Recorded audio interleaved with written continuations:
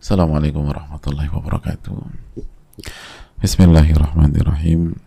Alhamdulillahirabbil alamin. Wa bihi nasta'in ala umuri dunya waddin, wassalatu wassalamu ala asyrafil anbiya'i wal mursalin wa ala alihi wa sahbihi wa man sara ala nahjihi bi ihsanin ila yaumiddin, wa ba'd. Wa nusalli ala nabiyina Muhammad wa nusalli wa nusallim ala nabiyina Muhammad wa ala alihi wa sahbihi wa man sara ala nahjihi bi ihsanin ila yaumiddin, wa ba'd.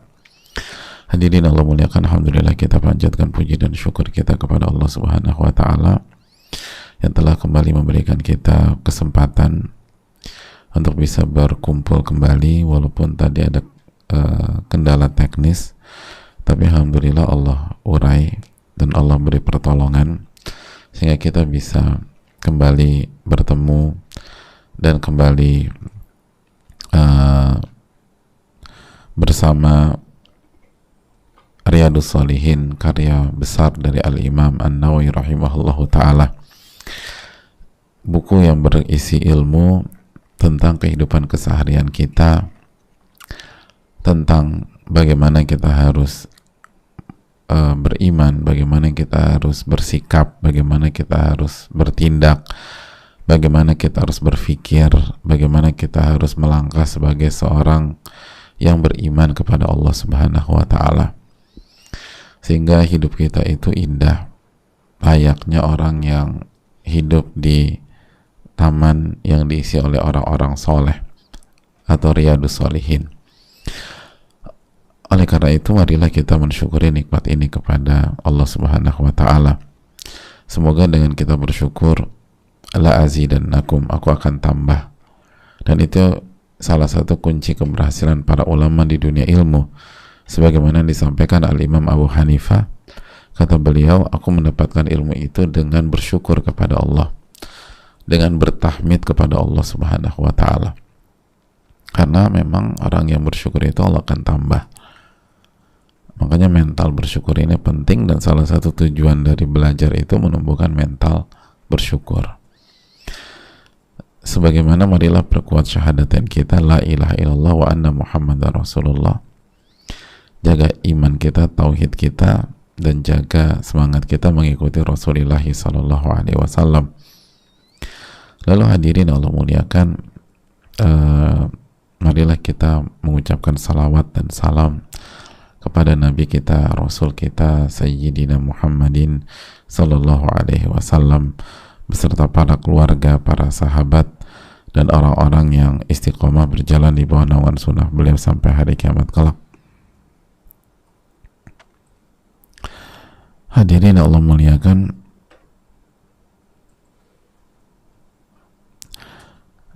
kita akan kembali bersama bab yang sangat besar, yaitu perintah menunaikan amanat. Perintah menunaikan amanat. Dan kita masuk ke hadis yang kedua, hadis Hudzaifah. Hadis yang cukup panjang, dan kita akan bagi menjadi dua pertemuan biidznillah ta'ala. Pertemuan ini di di penggalan pertama, lalu berikutnya insyaallah di pertemuan yang akan datang. Kita langsung saja bersama Al-Imam An-Nawawi, semoga Allah merahmati beliau, keluarga beliau, orang tua beliau, dan semoga Allah merahmati kita semua, merahmati seluruh jamaah, merahmati seluruh kaum muslimin dimanapun berada. Al-Imam An-Nawawi, semoga Allah merahmati beliau rahmatan wasi'ah, menyampaikan hadis yang cukup panjang ini. Wa an Hudzaifah bin al-Yaman, dari Hudzaifah bin al-Yaman radhiyallahu ta'ala anhu. Dan Hudzaifah ini sudah kita bicarakan, sudah kita perkenalkan di hadapan jamaah sekalian.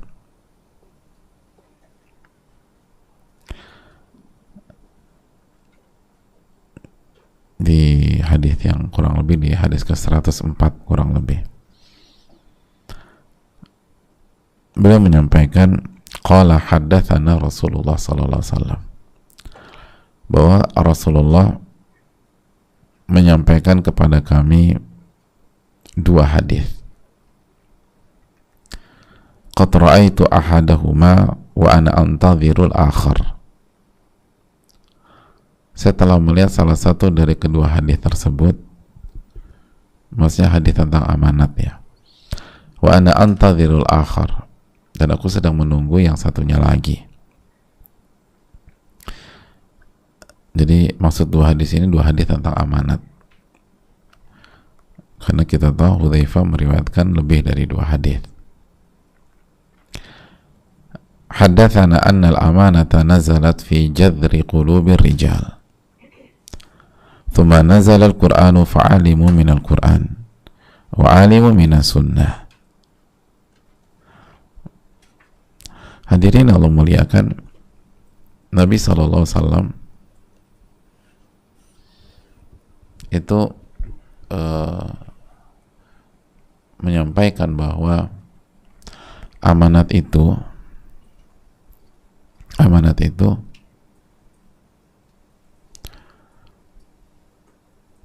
turun ke dalam lubuk hati manusia, turun ke dalam lubuk hati manusia.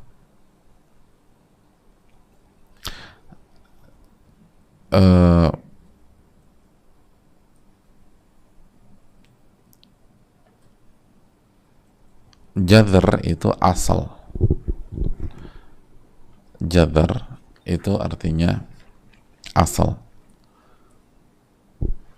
Jadi kalau jadr qulub ar-rijal, ya kita bisa artikan turun ke lubuk hati manusia.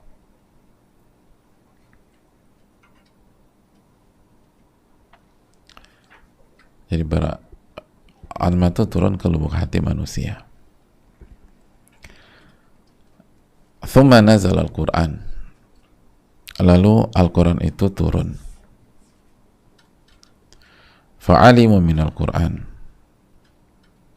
lalu mereka mengetahui dari Al-Quran, jadi mengetahui amanah dari Al-Quran. Wa alimu minas sunnah, dan mereka mengetahui dari sunnah Nabi SAW. Sekali lagi, amanat itu turun ke dalam lubuk hati manusia.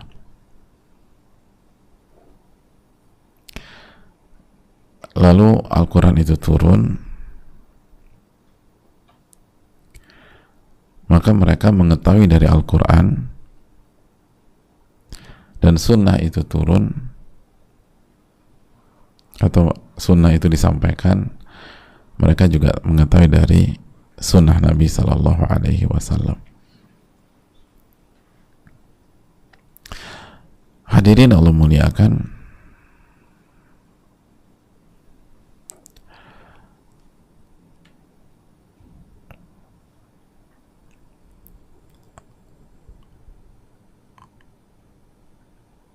sebagian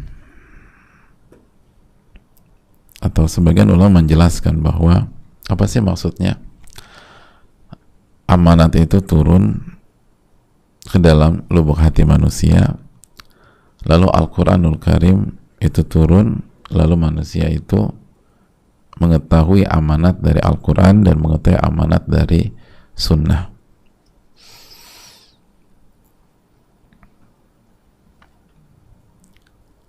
Artinya, wallahu ta'ala bisawab,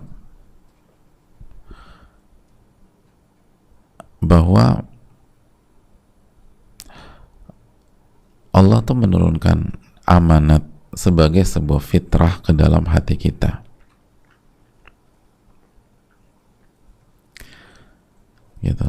Jadi fitrah manusia itu memang mengemban amanat dan orang yang amanat. Gitu loh. Itu fitrah.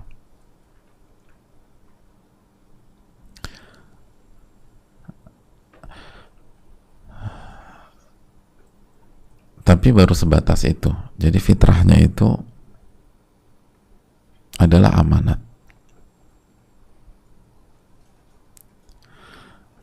Ini ada kaitannya, dijelaskan sebagian para ulama, dengan surat Al-Ahzab 72 yang kita sudah bahas, dengan segala keterbatasan dan kekurangan kita. Inna aradna al-amanata 'ala as-samawati wal ardi wal jibal fa abaina an yahmilnaha wa ashfaqna minha wa hamalaha al-insan innahu kana zaluman jahula. Ayat yang kedua dari bab ini. Jadi ayat yang kedua dalam surat Al-Ahzab ayat 72. Sesungguhnya kami menawarkan amanat kepada langit, bumi, dan gunung. Fa'abaina an yahmilnaha. Mereka enggan untuk memikul amanat itu. Wa ashfaqna minha. Dan mereka khawatir berkhianat. Wa hamalahal insan. Dan hal itu dipikul oleh manusia, Nabi Adam alaihi salam. Innahu kana zaluman jahula. Tapi sesungguhnya manusia itu amat zalim dan amat bodoh. Jadi sebagaimana yang kita sampaikan, memang garis kehidupan manusia itu memikul amanat gitu. Karena amanat itu fitrahnya manusia. Nggak bisa kita lari dari amanat. Nggak bisa kita lari dari amanat. Jadi amanat diturunkan ke dalam hati manusia,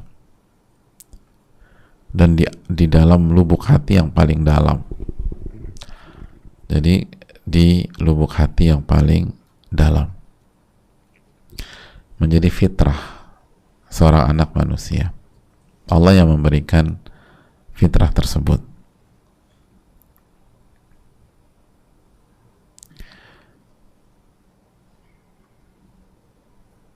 Jadi ini pondasi-pondasi fitrah kata para ulama. Dan diantara pondasi fitrah di dalam hati kita itu adalah amanat. Makanya kan dalam hadis yang lain, kullu mauludin yuladu 'alal fitrah. Setiap bayi yang lahir itu lahir di atas fitrah. Di antara makna fitrah itu siap menerima kebenaran. Dan di antara kebenaran itu adalah amanat. Itu hadirin. Lalu setelah manusia punya fitrah ini, turunlah Al-Quran. Turunlah Al-Quran. Nah, hadirin yang Allah muliakan,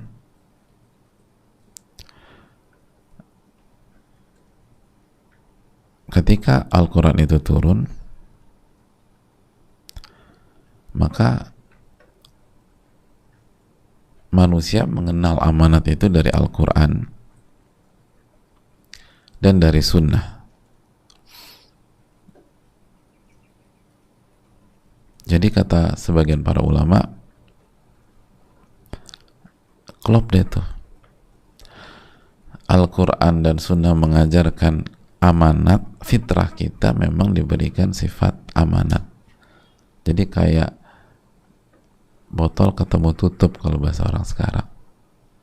Cocok.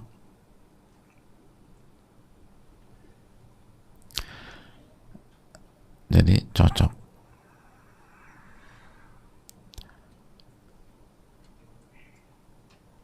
Jadi sebagian ulama mengatakan seperti nurul ain ma'adha'i syams. Seperti cahaya di mata seseorang manusia ketemu sama sinar matahari. Akhirnya manusia itu bisa melihat. Manusia itu bisa melihat.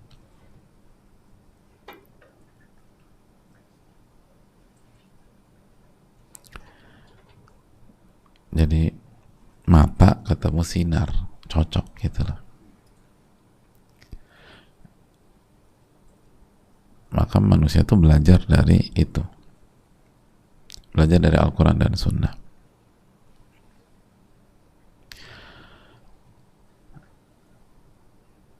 Nah, ini konsep ini harus clear dulu di kita, bahwa Allah amanat itu turun ke dalam hati kita. Artinya salah satu fitrah kita itu adalah amanat. Lalu hadirin Allah muliakan, Al-Quran turun, orang-orang belajar amanat dari Al-Quran dan dari sunnah Nabi SAW, dan akhirnya amanat itu kuat.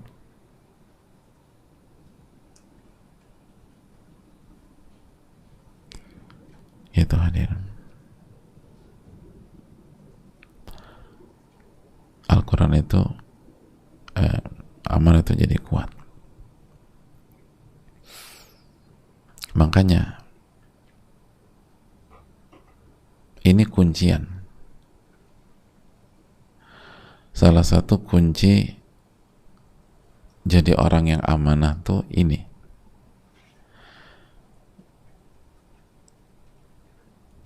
Jadi orang yang amanah berarti hadirin, jaga hati kita dan terus bersama Al-Quran dan Sunnah. Nah, itu ini penting, maka kita akan jadi orang yang amanah.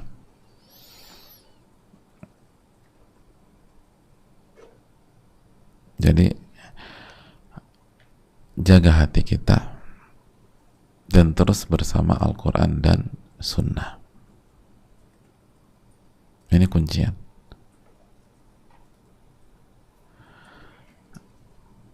Makanya Ibnu Hubairah menyampaikan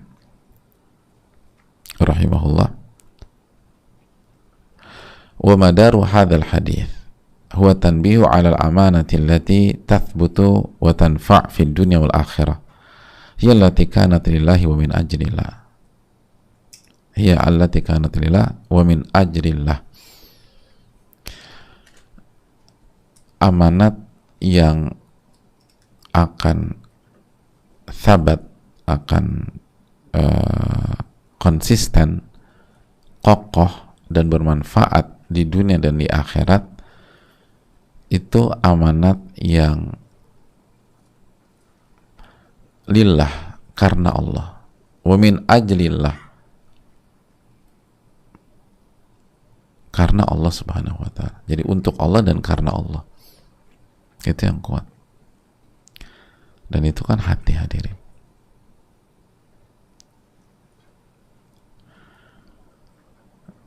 Sebagian ulama lagi menjelaskan tadi, ini ibarat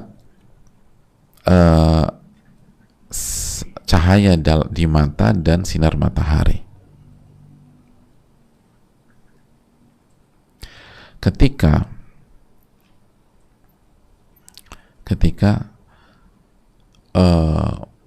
manusia berada di waktu malam, setajam-tajamnya matanya tetap aja susah ngelihat. Padahal matanya nggak minus, bagus gitu loh. Tapi ketika dia berada di waktu malam, apalagi hujan deras, itu dibantu senter atau lampu pun sulit. Kenapa? Nggak ada mataharinya. Nah, begitu juga dengan orang yang hanya mengandalkan fitrahnya, tapi nggak dekat sama Al-Quran dan Sunnah. Maka itu rentan tergelincir, rentan jatuh, dan rentan kecelakaan. Kecelakaan khianat gitu loh. Nggak amanah. Padahal fitrahnya oke nih. Kayak tadi, matanya bagus. Tapi nggak ada sinar mataharinya. Al-Quran dan Sunnah itu sinar matahari tadi kan. Sangat rentan dan nanti tinggal nunggu waktu kecelakaannya aja. Karena susah dilihat. Belum lagi kan jalannya banyak lubangnya, ada jurang. Ya kehidupan kan gitu hadirin. Kehidupan kan banyak lubangnya. Nah, menghadapi atau melewati jalan yang banyak lubang dan lubangnya besar-besar, terus ada jurang pula di tengah-tengah perjalanan, hanya mengandalkan penglihatan mata, di tengah malam hujan lagi, itu sangat rentan kita jatuh ke dalam lubang-lubang tersebut. Jadi kalau ingin jadi orang yang amanah, harus belajar. Nggak cukup hanya mengatakan dia sih dari dulu anaknya baik gitu loh. Oh kalau ini anak dari kecil baik, ya minta ampun. Ya tapi itu sih belum mau belajar agama. Jadi hanya mengandalkan itu, orang tuh akan jatuh dalam kecelakaan yang bernama khianat dalam kehidupannya. Karena kuncinya itu kata Nabi, "Tsumma nazal Qur'an fa'alimu minal Qur'an wa sunnah." Karena di Al-Quran dan Sunnah itu dijelaskan secara detail. Dijelaskan tentang apa aja sih amanah tersebut. Dijelaskan bagaimana berinteraksi dengan Allah dan itu amanat. Kan itu tadi. Sholat itu amanat, puasa amanat, zikir amanat. Itu tadi kita nih kalau nggak belajar Al-Quran dan Sunnah kan nggak ngerti bahwa sholat itu ternyata amanat. Kita nggak ngerti bahwa puasa itu amanat. Kita nggak ngerti bahwa amanat itu mencakup seluruh kewajiban kita. Kita pikir amanat itu hanya misalnya orang nitipin duit kita jaga. Kita berpikir bahwa amanat itu sebatas jabatan dan kekuasaan di dunia bisnis atau politik misalnya. Banyak orang lupa bahwa rumah tangga itu amanat, istri itu amanat, anak-anak amanat, suami bagi istri amanat juga.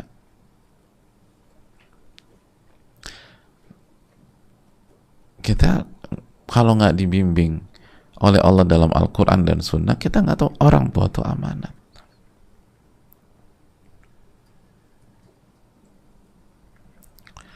Ya ketika manusia itu nggak ngerti, apalagi manusia tampaknya jahula, bodohnya luar biasa, ya jatuhlah dalam kesalahan. Nanti baru dia, oh ternyata tuh amanat ya. Ya itu amanat mas.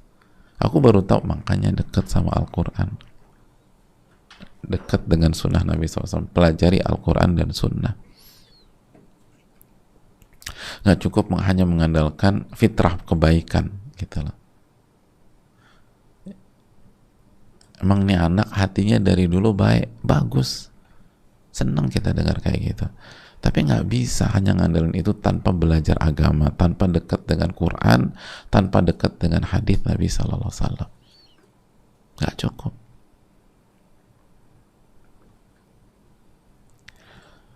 Karena banyak hal yang kita nggak ngerti, tapi pondasi udah oke gitu loh.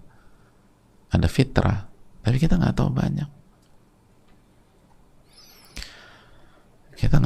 Kita pikir itu tadi amanat tuh kan, tapi kan yang diamanahin dia.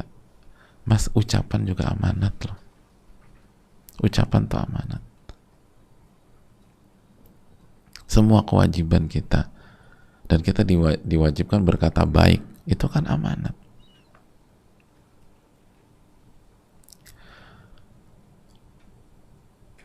Istrinya bilang, Beb, kamu tuh gak pernah ada waktu sama aku, sama anak-anak sekarang. Lalu suaminya bilang, kamu harus ngerti dong, jabatanku kan di kantor sekarang amanat, aku kan harus menunaikan amanat. Iya betul, tapi orang rumah juga amanat gitu loh. Bukan hanya di kantor doang amanat, orang rumah juga amanat.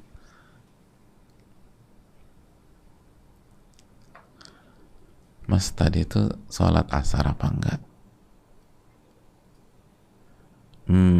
Sholat. Mohon maaf, jam berapa tadi sholat asar? Jam 6.15. Itu mau udah masuk waktu maghrib. Ya habis aku kan meeting. Ini amanat nih, amanat ribuan orang. Setuju mas, meeting yang berkaitan dengan proyek yang berhubungan dengan 1.000 orang tuh amanat. Namun sholat asar juga amanat. Nah kita ngerti dari mana kayak begini-begini? Ya ngerti dari Al-Quran dan Sunnah Nabi SAW. Bahwa bukan hanya interaksi dengan manusia saja amanat, membangun hubungan dengan Allah juga amanat. Jadi ini ibarat itu tadi, punya mata yang bagus, nggak ada sinar mataharinya, bahaya. Nggak ada cahaya dari atas, bahaya. Nggak ada lampunya, bahaya. Ini tinggal nunggu waktu jatuh aja. Makanya itu tadi, harus dekat sama Al-Quran dan Sunnah. Dan Al-Quran itu keberkahan, nanti Allah berkahi deh. Allah bantu kita ketika kita belajar dekat sama Al-Quran, dekat dengan Sunnah Nabi SAW. Nanti Allah kasih keberkahan yang sehingga kita bisa menyelesaikan amanat-amanat tersebut. Jadi keliru orang yang berkata, tuh anak hatinya udah baik, udah nggak usah belajar lagi. Loh, salah. Nggak bisa hanya ngandalin hal tersebut. Sebagaimana hadirin, sebaliknya, ini sebaliknya. Wa idza kana al-insan fi rabi'atin nahar walakin basaruhu dhaif fa inna dzalika yu'athir fi ru'yatihi. Sebaliknya pun juga demikian. Sebaliknya, dekat belajar Al-Quran, belajar Sunnah Nabi SAW, ngerti hukum, ngerti amanat dari A sampai Z, tapi nggak menata hati, tapi nggak ngejagain hatinya, tapi nggak suka muhasabah, tapi nggak suka bersihin hatinya, tapi lalai dalam senantiasa mencek hatinya, tapi kurang dalam memperhatikan hati. Ini ibarat, kata para ulama, seseorang berada di tengah siang hari bolong gitu bahasa kita, mataharinya terik, tapi matanya lemah, hadirin. Kualitas matanya tuh nggak bagus. Ini juga rentan jatuh ke lubang atau ke jurang. Bener sih jalannya jam 11 siang, mataharinya cerah di atas, tapi matanya bermasalah. Matanya bermasalah. Matanya lemah. Kenapa nggak dijaga tuh mata? Sebenarnya misalnya ini orang waktu lahir matanya bagus, tapi nggak dijaga.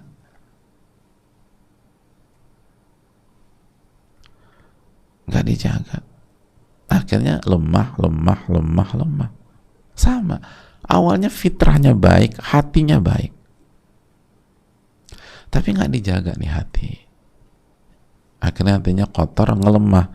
Nah, begitu hatinya lemah, walaupun hafal ayat, walaupun hafal hadis, walaupun udah tahu, udah ngerti, tapi nggak bisa juga jalanin amanat. Itu yang kita bilang bahwa mayoritas orang Islam di Jakarta yang nggak sholat subuh pagi ini, kalau ditanya, Mas, tahu nggak sholat subuh itu wajib? Tahu, tapi karena hatinya lagi lemah, nggak ngerjain dia, nggak amanat akhirnya. Makanya pentingnya itu menata hati. Makanya tadi kata Ibnu Hubairah, masih ingat, amanat yang kokoh dan bermanfaat itu yang untuk Allah dan karena Allah. Dan untuk Allah dan karena Allah itu tempatnya di mana? Hati. Dari hati itu harus dijaga, hadirin. Hati itu harus dijaga. Karena ini dua hal yang saling melengkapi satu dengan yang lain. Makanya kata para ulama, sebelum belajar itu hendaknya kita bersihkan dulu tempat ilmunya. Tathir wi'a al-ilmi, kata para ulama. Hendaknya bersihkan tuh tempatnya ilmu. Ilmu itu tempatnya di hati. Ilmu dari Al-Quran, Al-Karim, dan Sunnah Nabi SAW, itu tempatnya di hati. Kalau hatinya kotor, nggak bermanfaat juga. Tempat tuh penting. Kita mau punya hal sebagus apapun, sebaik apapun, kalau tempatnya nggak bagus tuh bahaya. Air zam-zam itu air paling berkah, paling bagus, pH-nya juga oke, paling tinggi. Tapi kalau dituangkan ke wadah yang kotor, dituang ke gelas misalnya yang isinya ada kotoran cicaknya, ada kotoran, pokoknya kotoran semua deh, itu bisa bisa membawa yang minum ke UGD, jamaah. Oh, salah air zam-zamnya ini, nggak nggak benar nih air zam-zam. Oh, bukan salah air zam-zam, itu salah tempatnya, salah wadahnya, salah wadahnya. Makanya dalam disebutkan hati dan disebutkan Al-Quran dan Sunnah, ini pesan besar bagi kita. Kalau mau jadi orang yang amanah dan benar-benar nyata gitu, bukan hanya teori dan lain sebagainya, kita harus pegang ini. Jaga hati kita sebagai wadah, sebagai tempat, lalu dekat sama Al-Quran dan Sunnah. Jika dua ini baik, maka amanat itu akan kokoh dan akan bermanfaat bagi kita dan orang lain. Bagi kita dan orang lain. Dan kalau ada khilaf, akan segera terdetek, akan segera diperbaiki dengan istighfar dan taubat dan diislah langsung cepat, nggak berlarut-larut. Karena nggak ada juga kita yang sempurna, hadirin. Pasti kita khilaf, pasti kita tersungkur, pasti kita terpleset, tapi nggak akan jatuh ke jurang dan nggak bisa naik lagi, enggak. Kalau kita komit dengan konsep jaga hati, lalu jaga ilmu kita, jaga Al-Quran dan Sunnah, maka kalaupun tergelincir, ingat istighfar, taubat. Kalau dikasih masukan, akan dengar. Itu, hadirin. Nah, ini kuncian. Dan ini menu kita pada pagi hari ini. Ingat, amanat itu turunnya ke hati. Ke hati. Bukan ke kepala, ke hati. Makanya nggak heran kenapa banyak orang yang kata orang kepalanya encer-encer gitu loh, tapi nggak amanah. Karena amanah itu letak jatuhnya ke hati gitu. Ini orang pinter banget sih Pak Ustadz, tapi nggak amanah. Nggak heran, karena hatinya kotor walaupun otaknya jenius gitu. Jadi dari sini kita tuh, jadi konsep ini udah jelas, amanah tuh turunnya ke hati, jamaah. Jadi jangan shock kalau di kehidupan ngelihat ada orang tuh pinter banget, otaknya tuh masya Allah, tapi nggak amanat. Terus kan seringkali kita apa dia nggak tahu ya? Dia tahu, tapi hatinya kotor. Itu tadi, dia tahu itu nggak boleh. Itu tadi, dia tahu itu nggak boleh. Dia tahu itu, misalnya itu uang orang, dia tahu itu, tapi amanah tuh di hati, bukan di pinter atau enggak seseorang. Makanya ini yang perlu kita camkan. Dan hati itu pasangannya Al-Quran dan Sunnah. Pegang dua ini, insya Allah kita akan jadi orang yang amanat. Insya Allah kita jadi orang yang amanat. Insya Allah Allah akan tolong kita sehingga kita jadi orang yang amanat. Itu buat simpel itu tadi. Jadi jangan bingung gitu loh, hadirin. Dan ketika kita merasa kok pekan ini kita nih kurang amanat, langsung cek dua ini. Itu ini pentingnya ilmu. Makanya nih, Riyadhus Shalihin ini ilmu kehidupan, ilmu sehari-hari. Hari ini tuh kok aku tugas kantor berantakan ya, udah cek dua ini, gimana hati saya dan gimana kebersamaan saya dengan Al-Quran dan Sunnah. Pekan ini tuh aku tuh ngajinya bagus, berarti hati. Gitu aja udah, coba evaluasi. Kenapa ya pekan ini nih nggak ada waktu sama anak-anak? cek hati kita, atau cek ilmu kita, kebersamaan kita dengan Al-Quran dan Sunnah. Itu hal penting, hadirin. Jadi nggak heran orang yang hanya mengandalkan kepintaran, kecerdasan, atau pengalaman, tapi nggak dekat sama Al-Quran dan Sunnah, nggak jaga hatinya, akan tergelincir dalam bab amanat ini. Itu bukan hal yang mengejutkan, karena udah dijelaskan oleh Rasulullah Sallallahu Alaihi Wasallam. Cuman kita nggak belajar aja. Kita pokoknya. Jadi nggak usah, gue tuh bingung sama diri gue, nggak usah bingung sama diri lo atau diri kita. Udah cek dua hal ini aja. Ada yang bilang lagi, apa ya yang salah dalam diri aku? Nggak usah bingung. Ini pegang dua ini udah. Evaluasi hati kita dan dekat sama Al-Quran dan Sunnah Nabi Sallallahu Alaihi Wasallam. Ini bisa disampaikan, semoga bermanfaat. Insya Allah kita akan lanjutkan lagi biidznillah, dan kita buka sesi tanya jawab sejenak. Para saya ingin bertanya, saya berikan kesempatan.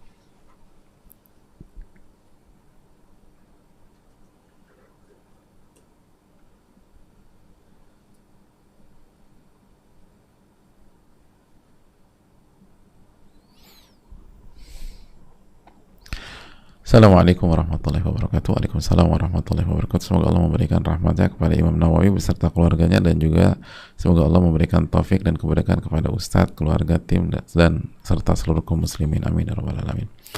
Izin bertanya Ustadz, apakah termasuk dalam hadis ini apabila kita berkhianat dari amanat yang telah Allah berikan kepada kita? Bagaimana yang Ustadz pernah jelaskan terkait amanah dari Allah? Mohon penjelasannya Ustadz, jazakallahu khair. Jawabannya ya, tapi jangan langsung buat kesimpulan utuh, karena kita baru bahas awal hadis ini nih, atau kita baru bahas hadis yang pertama, belum bahas hadis Hudzaifah yang kedua. Insya Allah besok. Jadi sabar dulu, tapi intinya masuk semuanya. Wallahu ta'ala bishawab.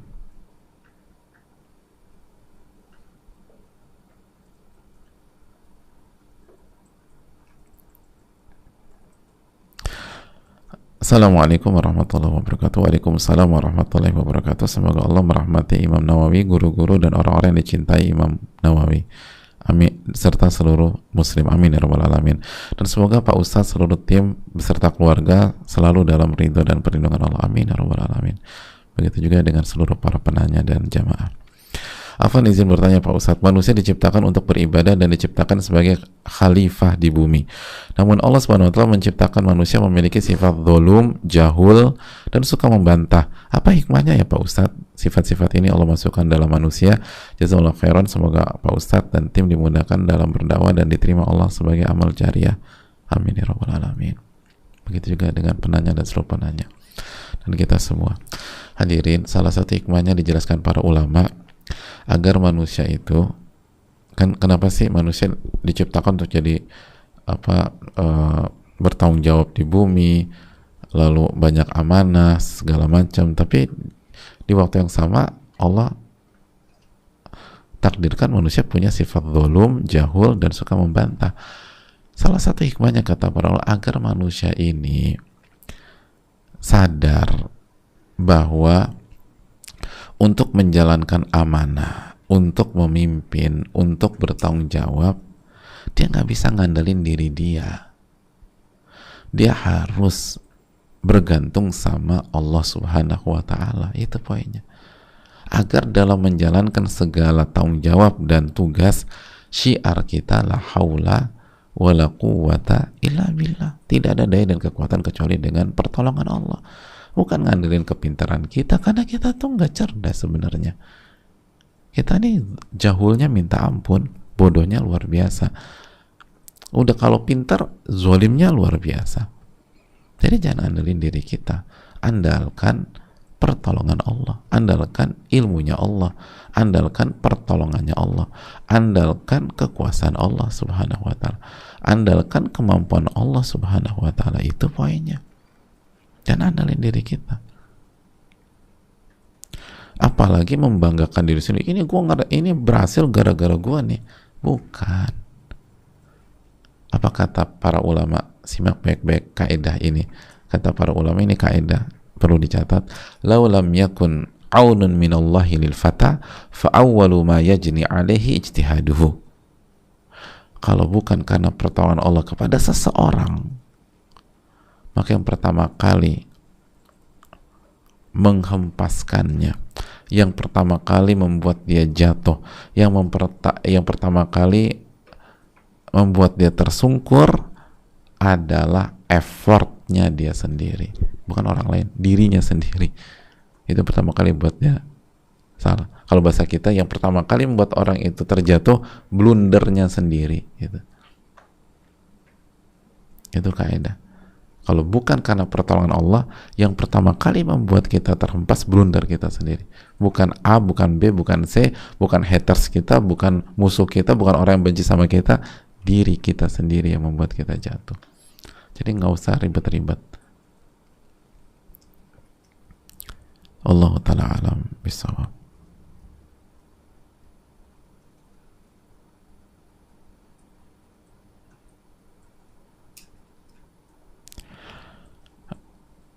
Allah Ta'ala alam. Pertanyaan berikutnya. Assalamualaikum warahmatullahi wabarakatuh. Ustaz, waalaikumsalam warahmatullahi wabarakatuh. Semoga Ustaz, keluarga, Imam Nawawi dan keluarga, tim dan seluruh umat muslim di dunia selalu diberkahi dan dirahmati oleh Allah. Amin ya rabbal alamin. Begitu juga dengan seluruh penanya dan jamaah. Ustaz izin bertanya, apakah jika kita tidak mengerjakan sesuatu karena merasa sulit untuk mengerjakannya, tidak mengerti cara mengerjakannya sehingga jadi malas mengerjakannya, dan akhirnya tidak sesuai dengan ekspektasi partner kerja kita, apakah artinya kita tidak amanat, Ustaz? Lalu akhirnya partner tersebut cari partner lain dan sudah saling ridho antara saya dan dia. Apakah dengan kondisi tersebut, bagaimana dengan kondisi tersebut, Ustaz? Jazakallahu khairan. Jawabannya arahnya ke sana, tidak amanat. Kecuali kalau kita kecuali kalau kita sudah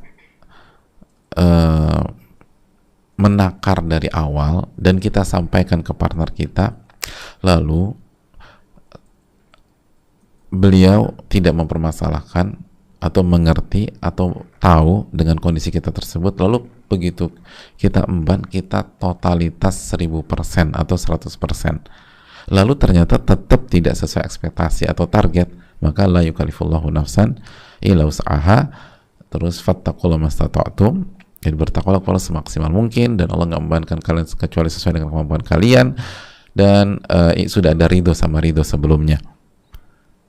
Tapi kalau di awal kita kasih mimpi-mimpi indah, beres bos, pokoknya gini bro, segala macam, ternyata susah. Nah, ini kemakan omongan kita. Terus kita juga nggak totalitas dalam berjuang, kena lagi, nggak amanah kita. Tapi kalau dari awal kita bilang, ini nih amanat yang besar loh, dan saya nggak jamin diri saya bisa, tapi saya akan berusaha 100%. Nah, tinggal Anda mau apa enggak dengan kondisi gini. Saya udah pelajari, ini berat bagi saya tahu kemampuan saya, tapi yang bisa saya janjikan adalah insya Allah saya akan total 100%. Bola di tangan Anda. Kata dia, nggak masalah, yang penting kita berusaha aja. Deal. Oke. Maju. Dan ternyata benar, udah 100% tetap aja nggak dapat target, itu nggak masalah. Tapi kalau dari awal, tenang aja, beres, pokoknya kita atur, gue udah biasa megang ini, gue ini pengalaman, lu nggak usah takut, jadi masalah, khianat kita. Dan segera istighfar dan taubat kepada Allah. Dan kalau akhirnya cari partner lain yang sudah ridho sama ridho, insya Allah nggak masalah. Saya rasa cukup sampai di sini. Jazakallahu khairan, semoga bermanfaat dan semoga Allah memberikan taufik kepada kita, dan semoga Allah Subhanahu wa taala memberikan hidayahnya sehingga kita bisa mengamalkan ilmu kita. Rabbana taqabbal minna, Allahumma inna nas'aluka as-sidqa fil qawli wal amal. Subhanakallahumma wa bihamdika asyhadu an la ilaha illa anta astaghfiruka wa atubu ilaik. Assalamualaikum warahmatullahi wabarakatuh.